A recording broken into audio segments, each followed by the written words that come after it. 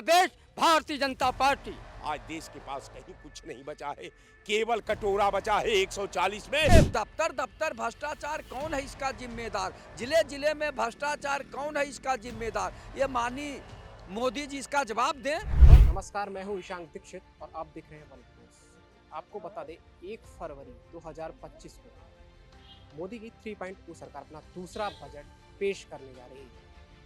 बात करें वित्त मंत्री निर्मला सीतारमण की, तो अपना 8वां बजट, यानी कि उसमें 6 वार्षिक बजट और 2 अंतरिम बजट शामिल हैं। वहीं हम बात करें तो ये जो 1 फरवरी को जो बजट आने वाला है वो सुबह 11 बजे पेश किया जाएगा। तो आइए जानते हैं राजधानी लखनऊ के वरिष्ठ लोगों से कि इनकी क्या उम्मीदें हैं, क्या लगता है। सर, आपका नाम क्या है? विनोद राय हमारा नाम है सर। कितने साल की उम्र, मतलब कितनी उम्र की? लगभग 65 साल का उम्र है। तो आप वरिष्ठ नागरिकों में आते हैं, तो इस बार का जो बजट पेश होना है 1 फरवरी, तो उसको लेकर आपकी क्या उम्मीदें हैं कि सरकार पेंशन या कोई योजना ऐसी लाने वाली है वरिष्ठ नागरिकों को मद्देनजर?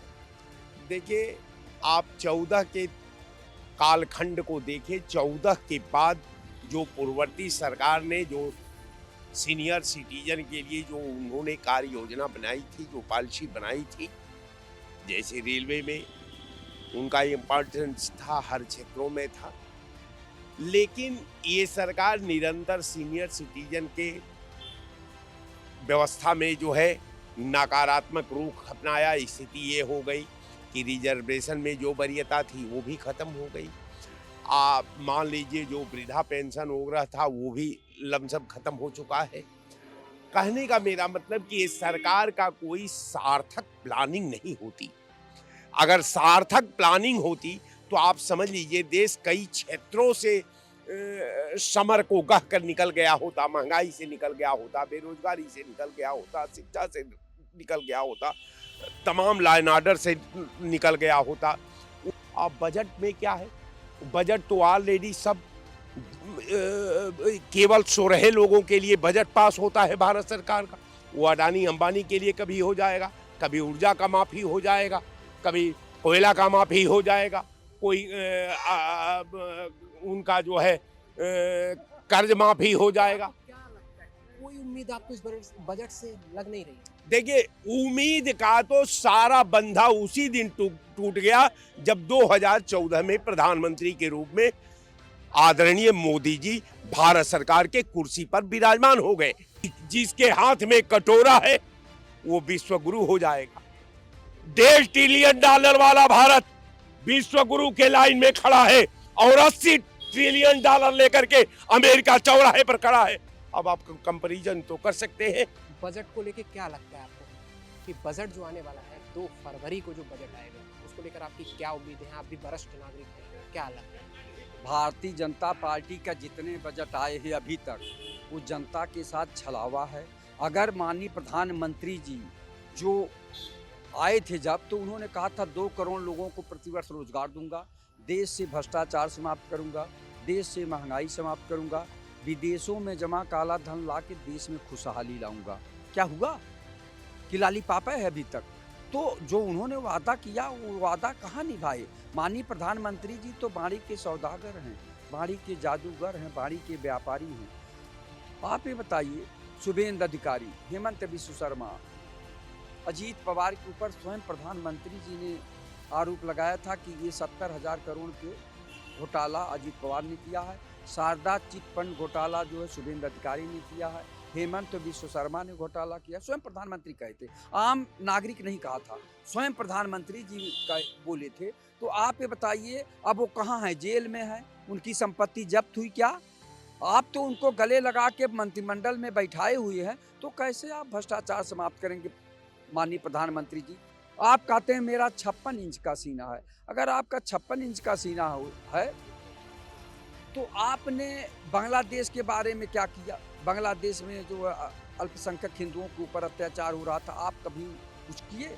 और 65% भारत नौजवान है, यहाँ नौजवान ज़्यादा हैं। वो जवानी किस काम की? आप एक आदेश देते, हम लोग 2 मिनट में जो है बांग्लादेश को समाप्त कर देते। अभी दिल्ली में चुनाव हो रहा है, देखिए क्या क्या लच्छेदार भाषा बोल रहे हैं। मैं प्रधानमंत्री जी से पूछना चाहता हूँ कि आदरणीय प्रधानमंत्री जी, अगर आप देश से बेरोजगारी केवल समाप्त कर दीजिए तब भी जनता आपको पूजेगी सदियों सदियों तक, लेकिन नहीं। और जहाँ तक भ्रष्टाचार की बात है, आप अडानी और अंबानी का 14,000 करोड़ रुपया माफ कर दिए, किसानों का कर्जा क्यों नहीं माफ करते, गरीबों का कर्जा क्यों नहीं माफ करते? आपके शासनकाल में गरीब और गरीब होता जा रहा, अमीर और अमीर होता जा रहा है।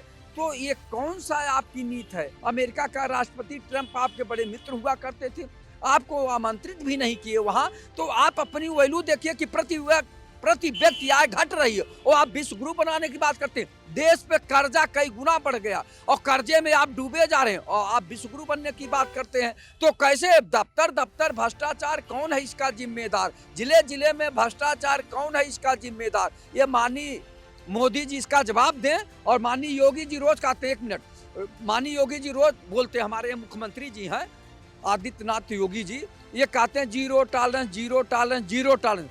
बड़े बड़े मीडिया में हाईलाइट रहता है और बड़े बड़े अखबारों में फ्रंट पेज पे छपता है zero tolerance, zero tolerance, zero tolerance. आप तहसील में चले जाइए तो लेखपाल से लेकर एसडीएम तक भ्रष्टाचार में लिप्त है। कभी भी योगी जी किसी गरीब के भेष में, कभी किसान के भेष में न थाने में गए न तहसील में गए कि हमारे कर्मचारी जनता के साथ कितना अन्याय कर रहे हैं। मेरा एक सवाल ये था कि हाँ। जिस तरीके से मोदी सरकार का 3.0 जो सरकार है, उसका जो दूसरा बजट आना है, तो उसको लेकर जो आम जनमानस है वो क्या उम्मीद लगा के बैठे हैं और किस तरीके का ये बजट होगा आपके अनुसार? भी मान लें आप वरिष्ठ नागरिक हैं, आपकी कितनी उम्र है?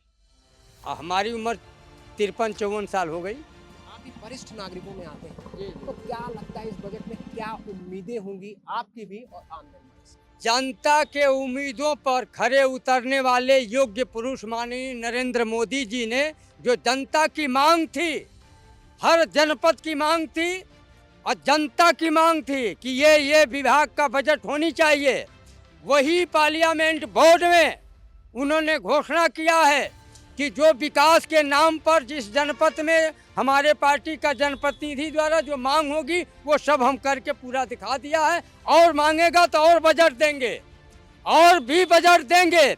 अब यही सरकार 35 साल 40 साल कांग्रेस पार्टी की भी सरकार थी, वो भी दिन देख लीजिए, आज की भी सरकार का दिन देख लीजिए। All the best Bharatiya Janata party. Uttar Pradesh के माननीय योगी आदित्यनाथ महाराज के सरकार में जितने माफिया हैं या तो जेल में हैं या तो उत्तर प्रदेश भारत छोड़ के किसी अन्य प्रदेश में। अभी एक भाई साहब जो खड़े थे उन्होंने बोला कोई विकास नहीं, ये सब छोटे दावे हैं, छलावा है, ये बजट को छलावा कहना, आपको इसका स्टैंड कहाँ पर है? आप क्या कहना चाहते हैं? आप तो पढ़े लिखे व्यक्ति हैं, पत्रकार महोदय, डिबेट पर लोग कुछ अनाप शनाप बोल देंगे, उस पर मत जाइए। जनता का जनादेश देखिए, जनता का मूड देखिए। जनता संतुष्ट है और जहां जिस जनपद में उपचुनाव हुए हैं जनता संतुष्ट होकर के, ये लोग तो न तो चुनाव आयोग को मानते हैं, न पुलिस प्रशासन को मानते हैं, न कानून को मानते हैं। जो जुर्म किया है उसको सजा सरेआम रोड पर काउंटर हो रहे हैं। क्यों? कि वो गलत सोच रहा है। जब ये हारते हैं तो ईवीएम को बताते हैं कि दोष है, चुनाव हारते हैं तो चुनाव आयोग को दोष देते हैं, चुनाव हारते हैं तो जिला शासन और जिलाधिकारी और शासन प्रशासन पर दोष देते हैं। हम कहते हैं कि आप जब थे तो यही माननीय अखिलेश यादव समाजवादी पार्टी के, मैं भी समाजवादी पार्टी का राष्ट्रीय सचिव पद पर था, और इनके कार्यशैली में धरती पुत्र मुलायम यादव के बाद में यदि कोई नेता पैदा हुआ था तो माननीय शिवपाल यादव हुए थे। ये सबको परिवारवाद पार्टी है, ये सबको ध्वस्त कर दिया अखिलेश यादव।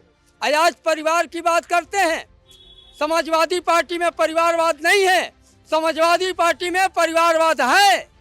इनके घर के परिवार के 6-6 7-7 सांसद होंगे, एमएलए होगा तो इनके घर का होगा, राज्यसभा का एमपी होगा तो इनके घर का होगा। उत्तर प्रदेश का ग्वाल बन शहर कहाँ जाएगा? खाली डंडहोडे कमरिया जाके समाजवादी पार्टी का मुखिया बनेगा। ये बात करें तो मेरे साथ एक ऑटो चालक भैया है, हम बात करेंगे किस तरीके से इस बार आप बजट जो 1 फरवरी को पेश होने जा रहा है उसमें किस तरीके की उम्मीदें रखते हैं, किस तरीके की आपकी अपेक्षाएं हैं। इच्छाएँ यही है कि हमें गाड़ी बजट जैसे गाड़ी हम लेने जाते हैं उसमें मुझे थोड़ी सुविधा मिले, इंश्योरेंस है, ये है वो है, टैक्स बीमा की की आज जैसे उसका पैसा जैसे हम लोग को 12,000 रुपये किस्त देना पड़ती, कुछ किस्त में थोड़ी छूट दे हमें देना चाहे गाड़ी खराब हो या कुछ हो। कंपनी वाले जो हैं पैसा उनको इंश्योरेंस वाले को पूरा पैसा चाहिए उन लोग को, लोन वालों को। लोन वाले जो हैं एक दिन की किस्त नहीं छोड़ते हैं। बस यही सुविधा गवर्नमेंट से कहते हैं, गवर्नमेंट को सुविधा करेगी। सरकार क्या आपको पेंशन बीमा जैसी कोई स्कीम या ऐसा कुछ देती है? यदि नहीं देती है तो क्या लगता है इस बजट में कोई ऐसी स्कीम या ऐसी कोई आपके लिए योजना की उम्मीद लगाए बैठे? योजना की उम्मीद लगाएं, सरकार से लगेगी, ऊपर वाला चाहे कर लगाएंगे। गवर्नमेंट गरीबों को सुन रही है, ऐसा नहीं सुन रही है।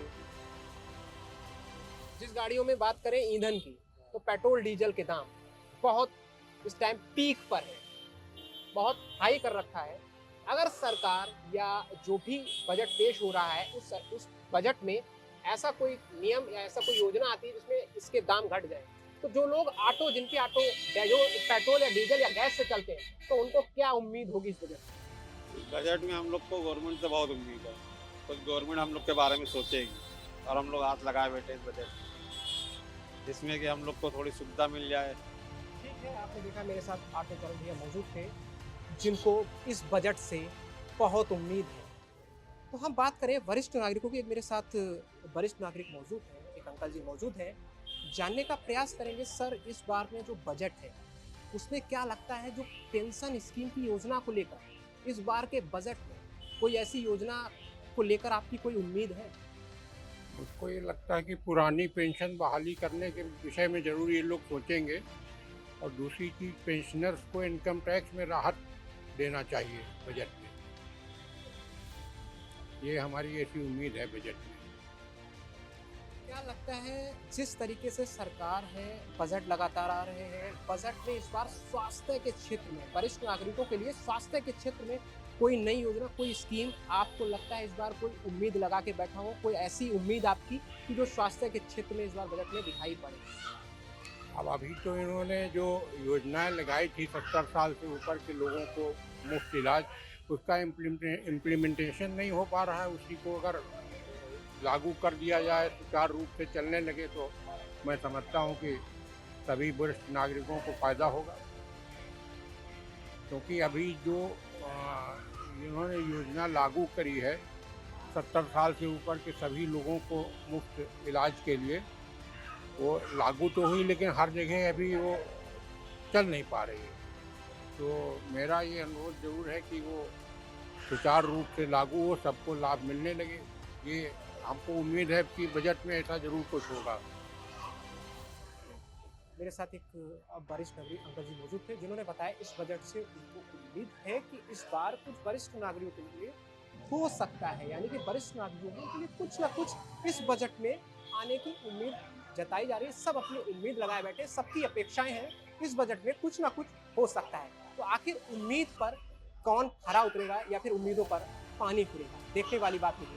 कैमरा पर्सन रवि के साथ मैं Ishan Dikshit, Politicos news, Lucknow. Please subscribe to the channel and download the Politicos app from the links in the description.